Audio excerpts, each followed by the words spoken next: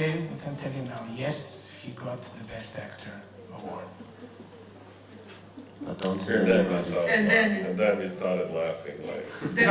It was you laughing. His reaction was fantastic. He said, I just came back. We called him and told him, now if you have to come back. And they said, why? I just arrived.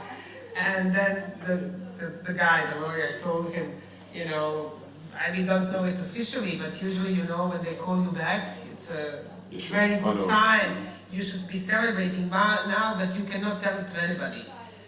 And he put down the phone, who didn't react in the first moment, and then called back Jean and told him, can I scream now? So, and in like 10 hours he was we managed to get him to Sarajevo to fly early in the morning and to be there. And I remember, you know, the whole story in between him and this guy who was taking care of him. And, you know, Danis was posting, a day later when we got all of the awards, Danis was posting photos on internet.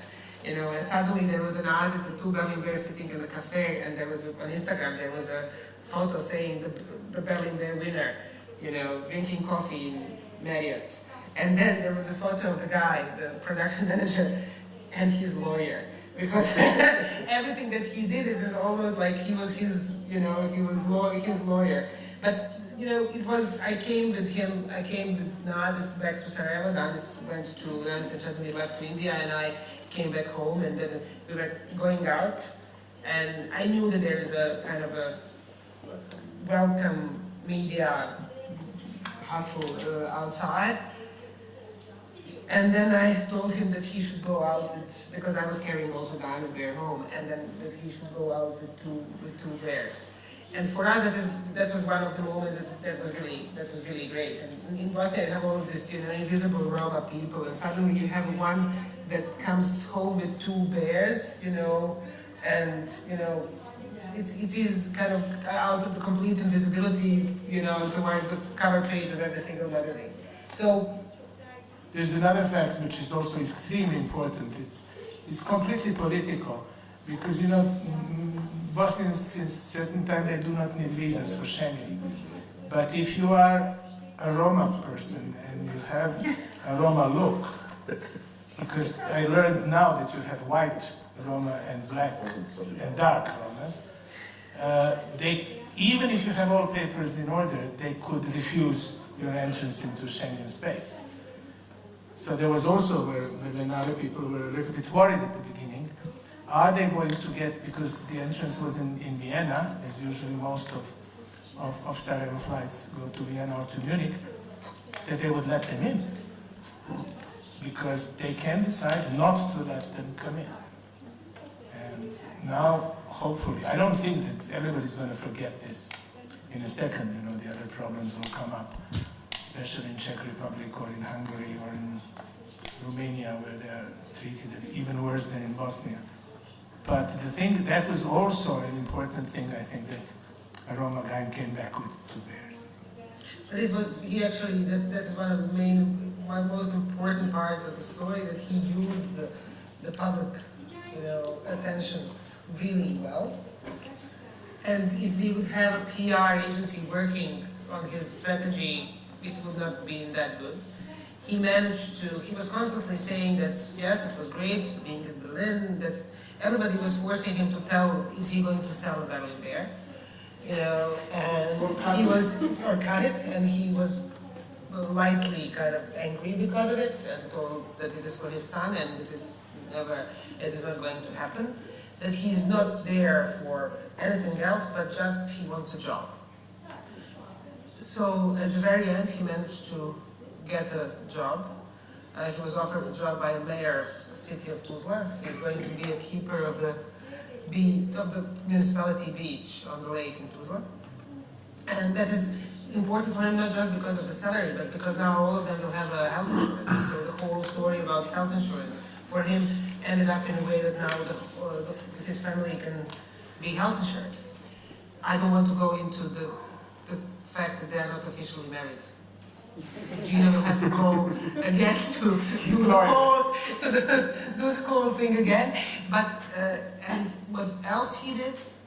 He was constantly talking about educating Roma people in Bosnia. That was the other agenda. You have to go to school, you have to go to primary school, you have to go to secondary school, you have projects, it is necessity, I need to go back to school and so on. So it was a Roma Day yesterday.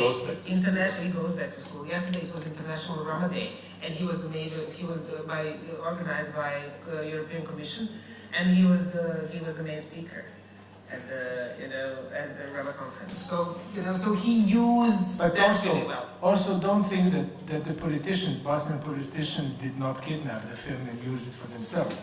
Both the Prime Minister and Minister of Culture, which I think do not speak to each other, they were both. They don't speak. They don't speak to each other. There was a protocol problem how to seat them. Both of them were in Berlin. Don't worry. Because what is one of the forces that we as producers can have in lobbying is just get the award, get the red carpet. The politicians love it, and they will then open their eyes and maybe they will think a little bit more of cinema, because that would be their own promotion, and making them feel like they can promote themselves can also help the cinema. This is now the homecoming of the actors, but you were in the middle of a much bigger production this was kind of an interlude production in between. You're shooting in India right now, you have been shooting in India. Finished. And how did this adventure reflect on your current work? How did it change something in your approach towards filmmaking, except motivating you? 1 week later, we were in the middle of India, and For me, it was. you remember Berlin? I said, God, it was in another life. 8 years ago. No, because for me as producer, it was my first time experience that I had fully financed film by only one source, which was a private equity from India. I don't know how it's going to finish. It looked very well at the beginning. Probably it will finish also quite well, but private equities, again, if they're not American or British hedge funds, which are very difficult to deal, private equities are usually invested into red carpet shows. Most of these people, they love red carpets. They're completely obsessed by red carpets and media around the red carpet. But this was great experience for me.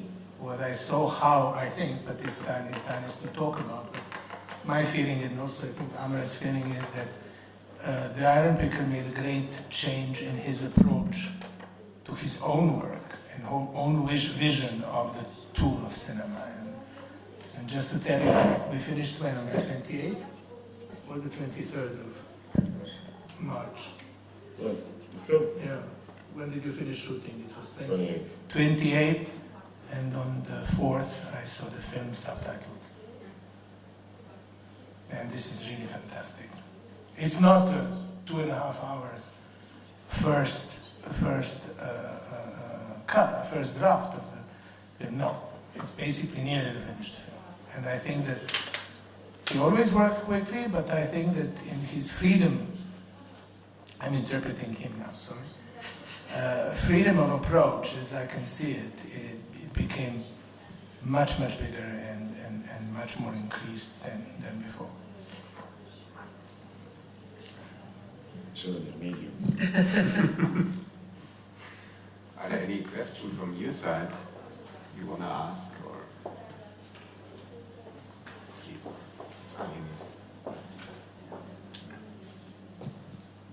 Bu film gelecek planlarınız...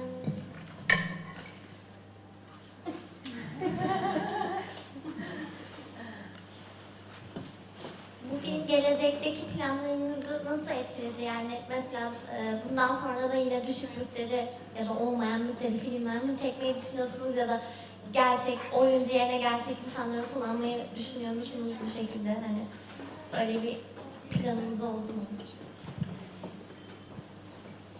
I don't know, I'm not very good at plans, actually. Look, it's not the first time I've been working with non-actors. In all of my films, from No Man's Land to this one, there were always non-actors, people that I just like the faces, so I use them. I like to work with people who are not really actors. If they don't mind camera, there's something very truthful about them. So, but listen, there's no recipe how to make films. So if I see something that I should do that I could make in low budget, why not? I think movies are too expensive anyway to make. You know, I think they can be made for much lesser budget. And in a way, you know, you become your owner of your own film, which is great.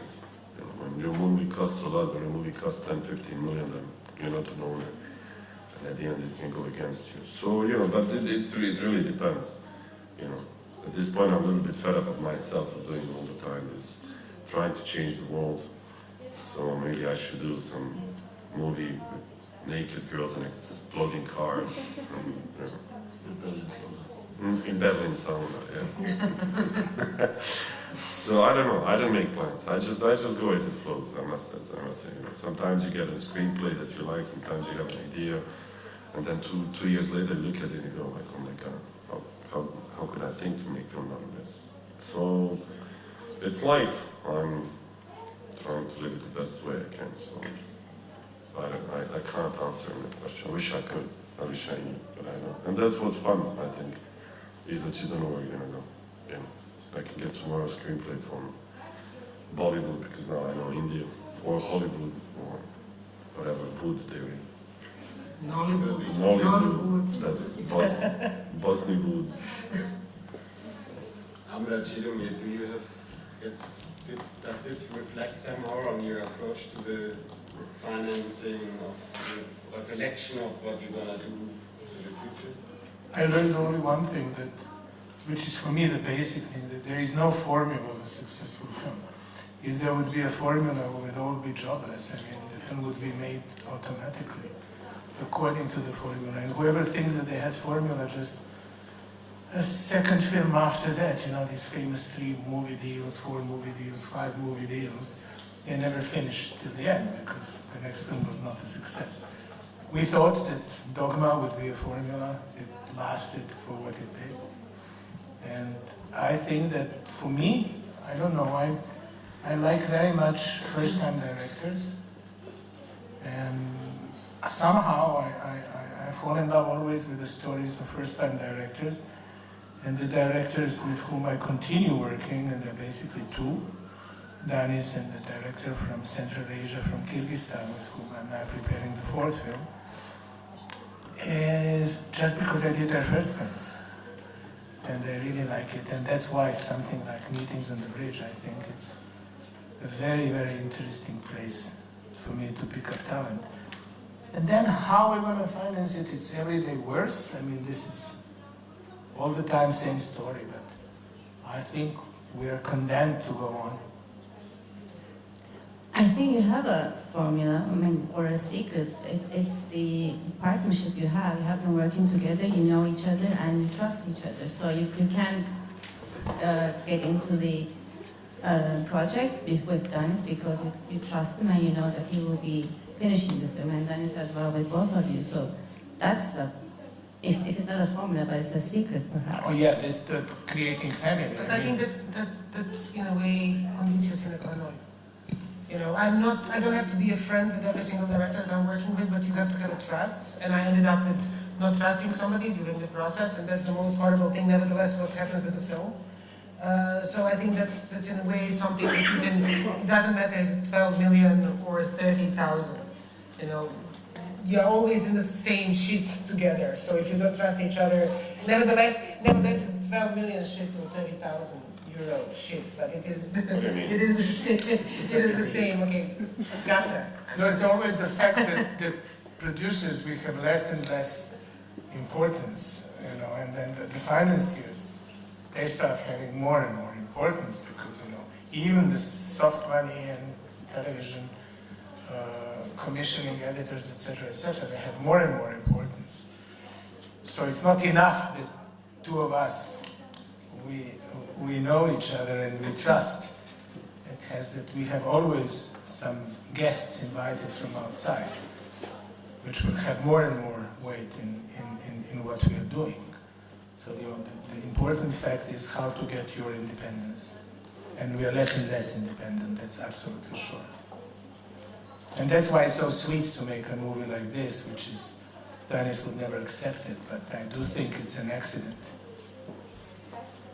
That's a many accidents.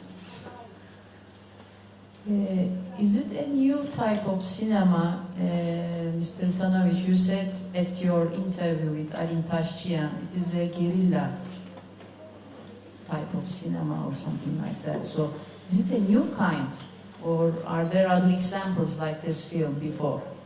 I really don't know any example like this. I personally, I don't say I invented something, don't get me wrong. I know history of cinema, but I've never seen a film like this. I've never seen a film, I've seen people telling their story, which happened to them, and I never saw people actually playing what happened to them.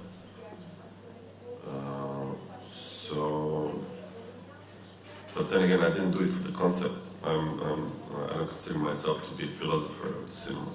I'm just a filmmaker who tried something, and you know, maybe it's gonna give idea to other people to do it, because it is bloody interesting to do this kind of thing. Because you know how people say they're living this. Actors only talk about how they live this, but actually I saw it for the first time. Because I don't trust actors. Because you never know what they think. You know, this is why they're actors. Sorry, she must be actress. No. No, but I never know what they think. But here I really felt when I was shooting the scene when we went back to the hospital with this woman who really lived. I saw that she was not feeling okay. And I was happy because, you know, I'm film director, we have no emotions when we're making our films. So I was happy for the film. I wasn't happy as a human being, but happiness won. Because, you know, I just realized it was needed to tell the story, you know.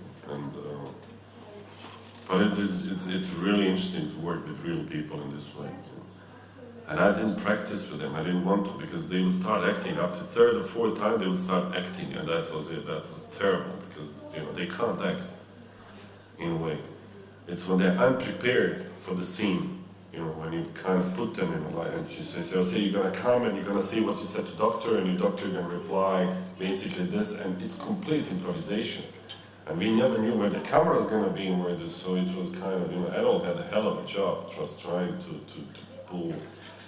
To keep everything in focus, especially because we were shooting on a focal 2.8, so the depth of was really, you know, so you know, it was a hell of a thing to do. But then I trust Errol, you know, I trust Errol because he is great with the camera, and you have to have people like this if you want to make movies like this, and he trusts me to make, you know, best out. So it's kind of. You know, but I never seen. I don't have. Do you know anybody? Does anybody know any film that was done like this? Sometimes they show short documentary films in the future films, but you know, maybe a little bit on the bridge. Yes, maybe. Okay. Yeah. Which? Men on the bridge. Or people living around the bridge. Okay. But it's a documentary. It's Yes, and no. It's very difficult. When did you show it? It's she, and it was 2 years ago. Okay, maybe I should meet her. I think you know. No? Yeah, oh, yeah, okay. I'm sure.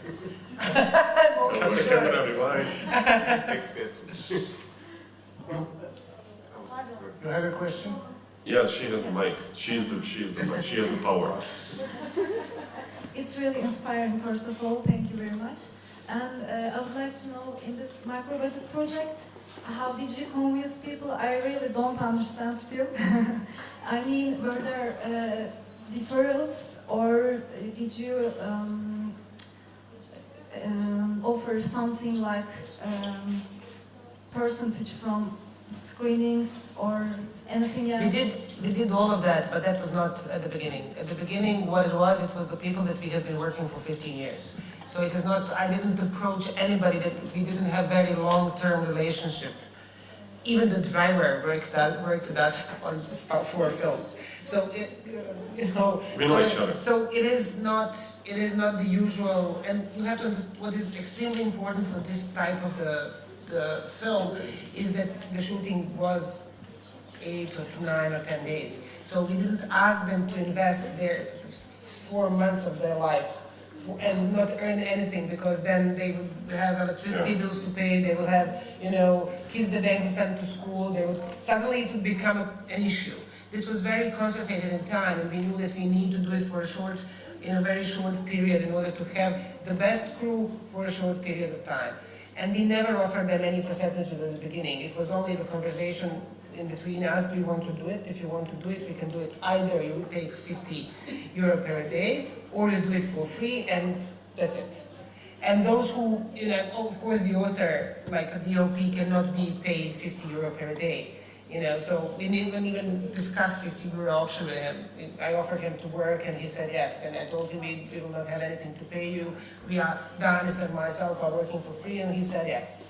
Well, it was like a mission. Frankly, it was like a mission. It was like, you know, we never, like, come on, we never imagined it's going to go this far. Seriously. I mean, I thought if I make it and it's a good story, if you put it on local TV in Bosnian Sea and they kind of think about their neighbors, that was it for me. You know, I never thought it's going to go anywhere beyond it. So, you know, nobody of us did. I just felt an urge to make it. I spoke to Errol, he said, yes, let's do it. It was kind of a, I hate it, but not humanitarian mission, but somehow, yes, somehow I was really pissed off about it. And I wanted to shoot it. So but everybody understood it. And they always say, these guys always say, call us. We want to work with you. We like being together. You know, we're filmmakers.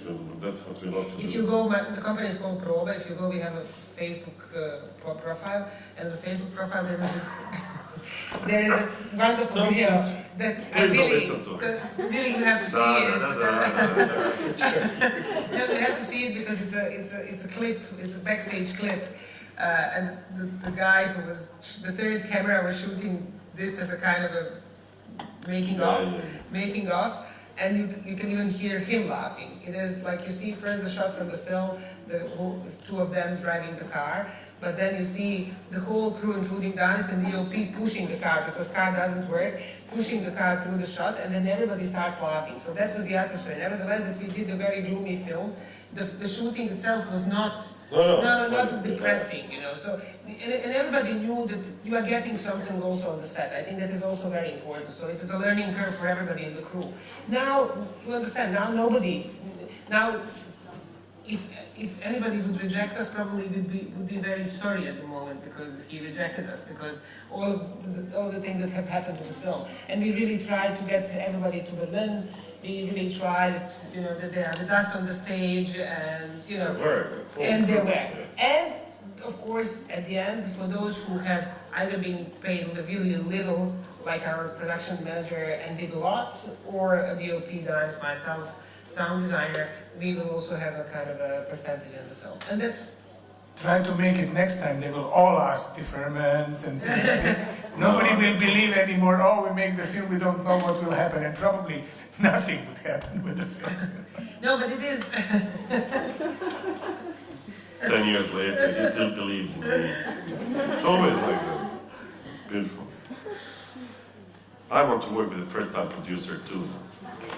But I have to tell you, for those who are producers, as a company, how company can enter this kind of films. We did a service job for a big Italian film. Basically, finished just the moment when I received an email. You know, so you know, we had our electricity paid, we had our accounting paid for a few months in advance, so we could work on something for free. Which, you know, that means that good things are coming together with a difficult thing. But that was last year. It's not the case now. Now I'm waiting for another. Now, if some of you doesn't have some spare money, she needs to pay electricity. I have a question about convincing of the real actors or non-actors to play themselves out and actually giving their identity. What if the film wasn't such a success? What would the lives of these people affect after, you know? It's a risk.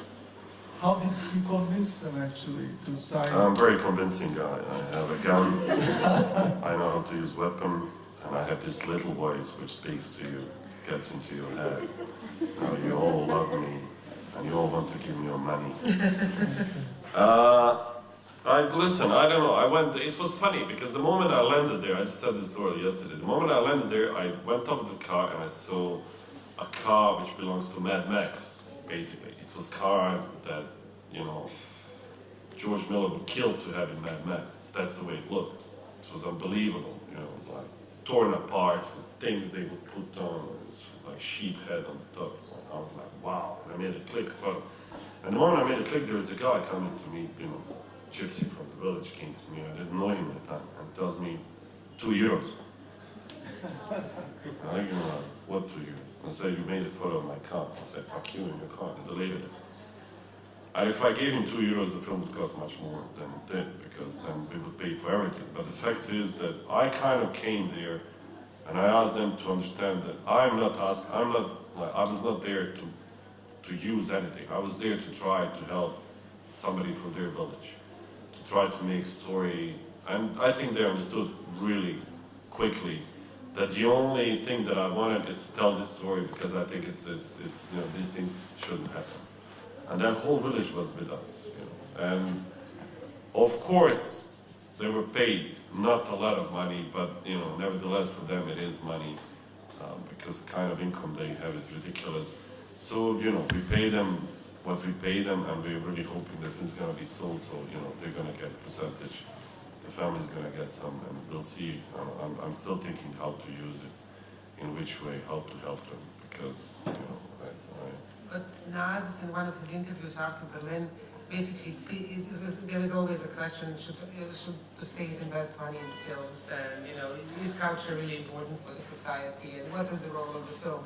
And then in one of the interviews on one of the portals, he said, you know, I now understand that art and film is extremely important, because the only way to get the visibility of a story like mine is to, you know, to do it through film. And the film, so it is really, so even for him, it is like he explained the whole role of art in 2 sentences based on his experience. And I think that was the key, that they felt that you want to tell their story. That you don't want to manipulate. The father is an extremely intelligent man, very intelligent. But there was a moment for me, there was a moment of fear. I'm not very fearful guy, but there was one moment when I said to myself, shit. And it was the moment we started looking at the film in Berlinale. And at that moment, I realized that he hasn't seen the film. So at that moment, I had like, oh my God, they're gonna go into his private. I mean, I was very protective over what I'm showing, you know. There were things that I would never show. I made other films in which I had great shots, but I would never put them in the film, because they could give a different message, or they could put them in a position maybe they wouldn't like themselves. So I'm very keen. I really, you know, I think you have to love people that you're making movie with and about. You know, you have to love your actors, otherwise it doesn't work. So I love them. But I just, at that moment, I realized, well, I am nevertheless going into the intimacy. You know, I mean, people are gonna see them the way they sleep in their bed. I didn't invent this. This is how they sleep. They just went to bed and I filmed there with TV on. That's, you know, and it doesn't get more private than that. So at that moment, I kind of felt, shit, what if he doesn't like it? And shit, if the public doesn't like it, then it's like, you know, thank you very much, and really like, what happened? So at that moment, I felt. And I was so happy, but at one point he turned to me and I saw he was crying. He had tears in his eyes, and I was like, so that was, you know. Because I made a film, and the actor didn't allow me to use his baptism scenes. In Turkey, it's unusual for a Turk to get baptized, and I had to take out the whole stuff. And it was screened in the Istanbul Film Festival 2-3 years ago, 2010 actually. And the film didn't look anything like a mosaic of images, because those things were missing. And he was one of my best friends, and they saved him from death. Why do you have to respect that? And yeah, that's my question. I couldn't convince him to use those footages. So you know, practice your convincing. Well, he was afraid of getting killed because we live in my father's writing a book on rhetorics. I'll send it to you. Yeah, that's my guess. Yeah. But you know, if it doesn't work, it doesn't work. I once made a film which is called Sabah. It's Turkish movie, Sabah. Early morning, yeah. And it's one of, for me, it's one of the best films I ever made. But in the end of this film, it's about a guy who's waiting. He's blind. Mine exploded, so he's blind. He has no hands. He's waiting for his family for years to come. And I was filming the moment his family was coming. And it's a heartbreaking story. And at the end, the family comes, and he takes his son, and his son starts screaming and pushing him away because he didn't recognize him, and he was scared of his blind man with no hands. You know, his father. He never saw his father, basically. And I cut it out of the film because I felt it was irrespectful. I think they already have let me in, so I just cut it at the moment where he takes his son. That was it. I mean, I could have continued and showed the whole trauma, but it was already so powerful, the whole story, and the fact that it might give some other idea of, you know, I just cut it out. And I think you have to be respectful, but especially when you're making this kind of documentary things. That's the trust. Yes. Hi. I have a question to the producers, maybe indirectly to the director. Was there any instance, any like proud producing moments for you when there was a crisis or when you had to cut? I was out in the cold, they were in hot offices. So don't talk to me about crisis. Well, in this production or in other productions then, was there any moment where you felt like you had to cut, you know, the costs which might affect the production in a bad way, but then it ended up being actually creatively serving to the director? Well, there was none, no? I think that's the whole, I think that the producer is always in a position to have to cut and to try to present to the director that he's creatively, basically, following his vision. It is, you know, I think that being a producer is a kind of extended crisis because you are always, just finishing one and entering another one. And, you know, but I don't think about that as a crisis anymore. I think about that as it's my life. Yeah, it's a life. It's a job that I've chosen, and that's it. Yeah, you know, at the very beginning of my career, probably at the very beginning of Cedomir's career, I was killing myself for every single mistake that I did and every single problem. I would go home and was thinking to quit and never go back. And you know, for 3 days I would lie down, you know, with a pillow over my head. You know, now I just take it. I think. Oh, sorry. I think that your survival depends on dividing your professional life of your private life. And that I learned only towards the end of my career, to divide these two, because then you have a different vision of the crisis. Because not meaning that you must have a happy private life. They should not mix too much. But, on the other hand, you have the relations that, like, when we started working together on No Man's Land with Danis, then it's not only relationship producer-director, it becomes a friendship, it becomes a very strong link to him and to all his family, etc., etc. But regarding the crisis, I must tell you why it is so important with whom you work. Because when you choose with whom you want to work, you have also, sometimes you're just blind, you don't know, you cannot. But it's very important to see how the person would react in the crisis situation. And I always like to say that very often the directors can happen to be like Jekyll and Hyde. That you have one person when you're preparing the film, and you discover a completely different person once the film is on and they are behind the camera. And these are the very, very difficult situations. We had a permanent major crisis during the shooting of No Man's Land. It was Danis' first feature film.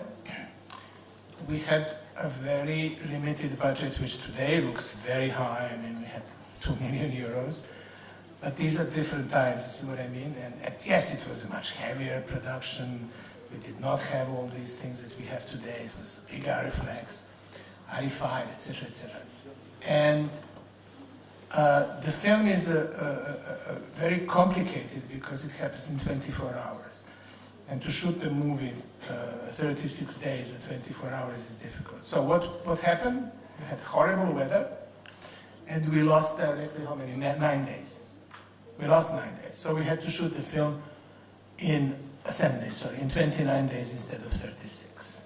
That was the big crisis. And what is important is that I said to Danis, you have to cut the screenplay. That's the usual effect when you are shooting the film, or even before, when you have your schedule and the money.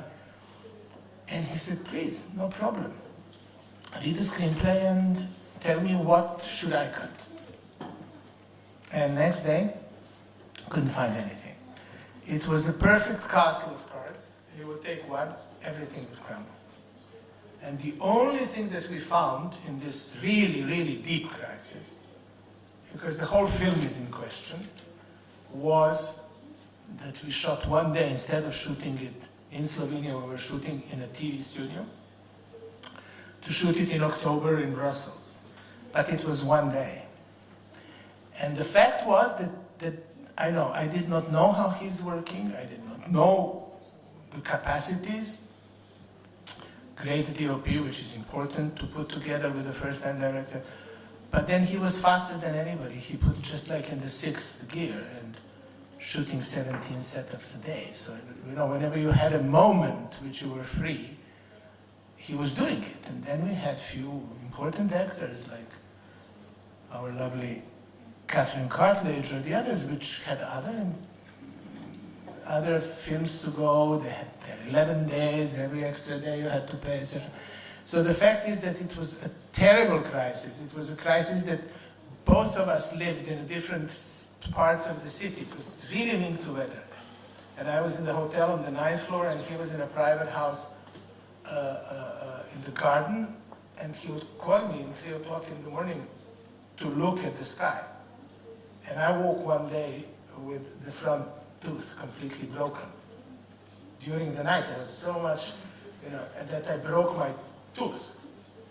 So these are things, you know, and then afterwards, you tend to forget it, because then the film, thank God, was a success, and it went on and on and on, and then you tend to forget it, but in a way, we will never forget that, because that was, you know, kind of a real crisis. Then we had other crises with financiers, and he was, thank God, out of it. At a certain moment, I was kicking the doors, I was shouting to my partner with whom I worked since 23 years. I was shouting on him and nearly throwing the water in his face, and I just could not believe, you know, that I was doing that. But you lose your temper. And so then I learned, I said, better that it stops, but we cannot go like this on.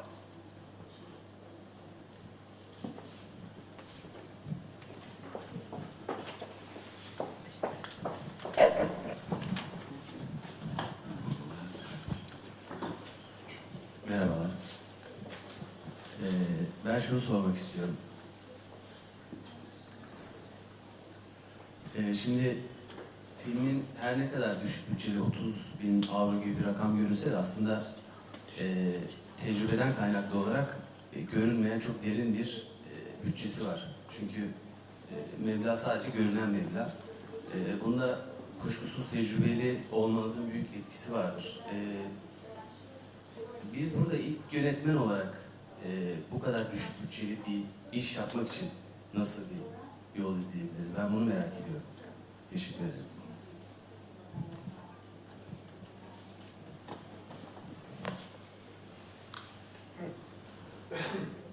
It might sound easy. Get to the good story in which you believe. That's, I think, the first step. You can't do it differently. You must believe in it first. And then find somebody who will fall in love together with you. Much easier than to do everything that would be after that. Just a great story. I mean, not a great story, a story that tells something to you that you believe. And I don't know, you know, what today means low budget, especially for a first-time director. I wish you that you have an experience, that you have a chance to work with something which is not a low budget as a first film, but I would say that mostly every single film today is in a way low budget. And don't be afraid, because, you know, it is not, I doubt that this 30,000 sounds too tough in a way, and it is tough. But today you can do a lot you can do extremely much more than Danis was able to do on No Man's Land with 2 million. You can do it for 200,000. Because today you have equipment that costs less. You can work with a lighter crew, digital, with a smaller number of people. Before, it was impossible to do film with a full crew with 22, 23 people. Today it's a completely normal crew. It's a small crew, but you have all the positions. So I think that the technology gives you a certain freedom. It will not help you with your talent or with inspiration. And I think I agree with Jada. The most important stuff is what are you working at, not what the budget is. But and I think for the first time director, if you are going, I beg you not to produce by yourself. This is really something that you can then realize that you want to be a producer, that you want to produce your own films, but as a first-time director, I think it's always better not to do it yourself. It's 2 jobs. Yeah, it's 2 jobs. You will divide yourself in 2, and then your left side of the brain is going to save money, and right side of the brain is going to want to spend the money, and you will be in a constant dialogue with yourself.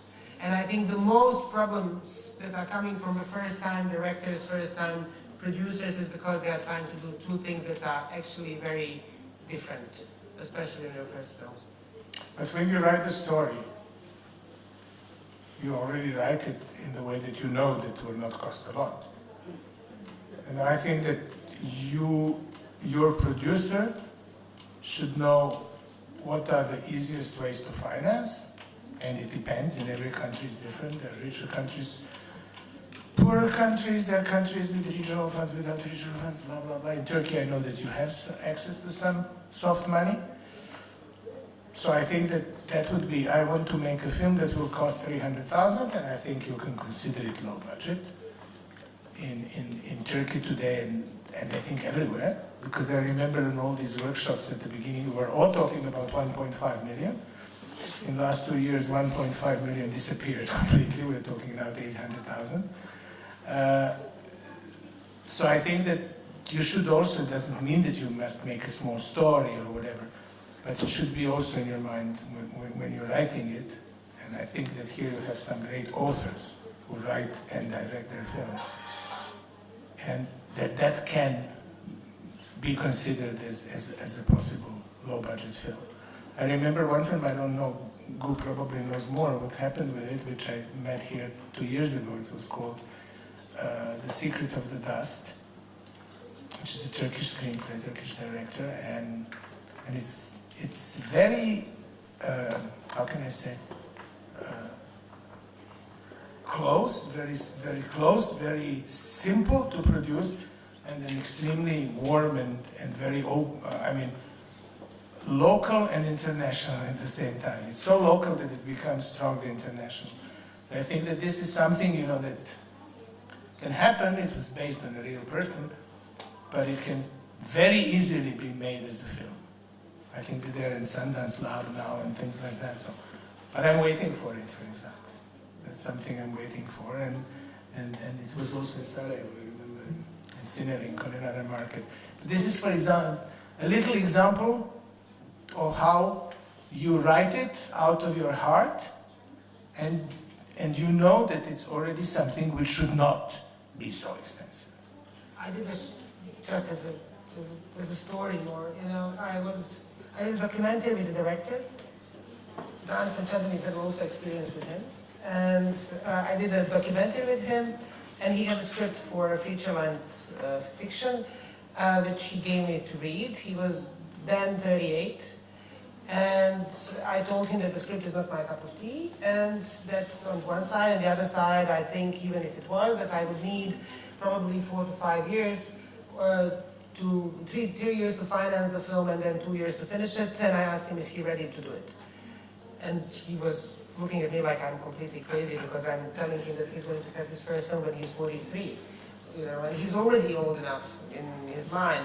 And then I told him, or you can decide to go low, to do it much more simpler story, think about something, write something new, because he's a good writer, you can write something that we can do for, it was a time when all of the budgets were 1.5. We did it for 200,000. And I told him we can do locally, we can find up to 200,000 euros. Can you write something for 200,000 euros? He asked me, you know, what needs to be in the script to cost 200,000 euros. I told him 2 people in one room over one night. He called me a day later and told me, I cannot do 2 people in one room over one night, but can I please do 3 people in 2 rooms over one night? And I said, yes.